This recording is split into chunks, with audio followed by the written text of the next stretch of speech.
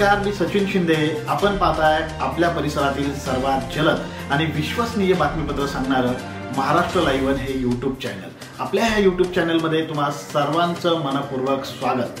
चला तर मग आता पाहूया आजच्या घडीची सर्वात मोठी बातमी सविस्तरपणे। मावळ तालुक्यातील पवना आणि इंद्रायणी नद्या या येथील जनसत्तेसाठी जीवनदायिनी ठरलेल्या आहेत, परंतु या नद्यांमध्ये अनेक नाल्यांचे पाणी तसेच कारखान्यांतून निघणारे केमिकल युक्त सांडपाणी थेट नदीपात्रात सोडले जात असल्याने या नद्या मोठ्या प्रमाणात प्रदूषित होत आहेत। त्यामुळे नद्यांमध्ये फेस दिसू लागला असून जलपर्णीही मोठ्या प्रमाणात वाढत आहे। या संदर्भात आमदार सुनील शेळके यांनी विधानसभेत आवाज उठवला। इंद्रायणी नदी स्वच्छतेसाठी शासनाने 577.16 कोटी रुपयांचा सविस्तर प्रकल्प अहवाल तयार केला आहे। राज्य शासनाने त्यास मान्यता दिली असून तो केंद्र सरकारकडे पाठवण्यात आला आहे। या प्रकल्पाला केंद्र सरकारकडून 60% आणि राज्य शासनाकडून 40% अनुदान मिळणार आहे। या प्रकल्पाअंतर्गत विविध गावांमध्ये एसटीपी प्लांट उभारण्याचे काम सुरू आहे, मात्र त्याची गती मंद असल्याची त्यांनी तक्रार केली।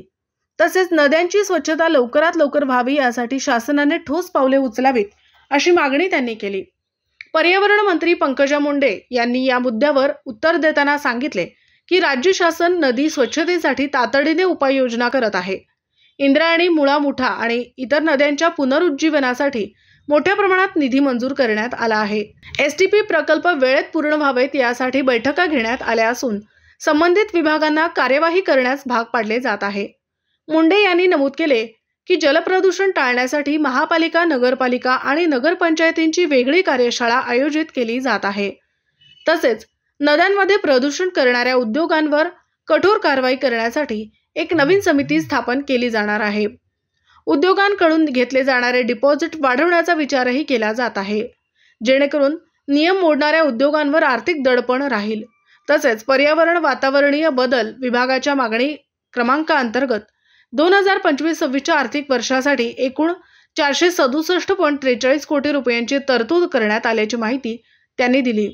याचा वापर नदी पुनरुज्जीवन, प्रदूषण नियंत्रण आणि पर्यावरणीय सुधारणा करण्यासाठी केला जाणार असल्याचे त्यांनी स्पष्ट केले। आपल्या भागातील बातम्या पाहण्यासाठी यूट्यूबवर महाराष्ट्र लाईव्ह वन न्यूज चॅनलला यूट्यूबवर सबस्क्राइब करा आणि बेल आयकॉन प्रेस करा।